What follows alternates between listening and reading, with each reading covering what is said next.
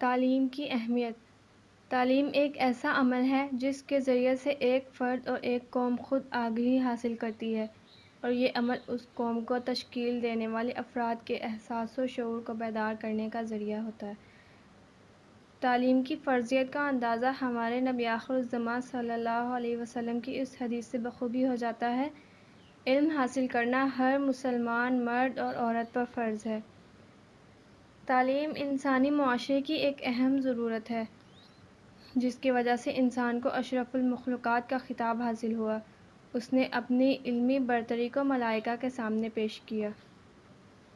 تعلیم کی اہمیت کا اندازہ ہم رب کائنات کے اس ارشاد سے بآسانی لگا سکتے ہیں: اے نبی، کہہ دیجئے کیا علم رکھنے والے اور علم نہ رکھنے والے برابر ہو سکتے ہیں؟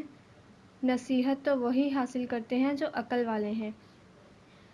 حضور پاک صلی اللہ علیہ وسلم تعلیم کی اہمیت کچھ اس انداز میں بیان کرتے ہیں: علم والوں کو دوسرے کے مقابلے میں ایسی ہی فضیلت حاصل ہے جیسی میری فضیلت تم میں سے ادنیٰ شخص پر۔ یقیناً اللہ، اس کے فرشتے، زمین و آسمان والے، حتیٰ کہ چیونٹی اپنے سوراخ میں اور مچھلیاں تک لوگوں کے معلم کے لیے بھلائی کی دعا کرتی ہیں۔ دنیا کی کامیاب اقوام کی پشت پر تعلیم کا عمل ہی پوشیدہ رہا ہے۔ تعلیم معاشرے میں سدھار پیدا کرتی ہے۔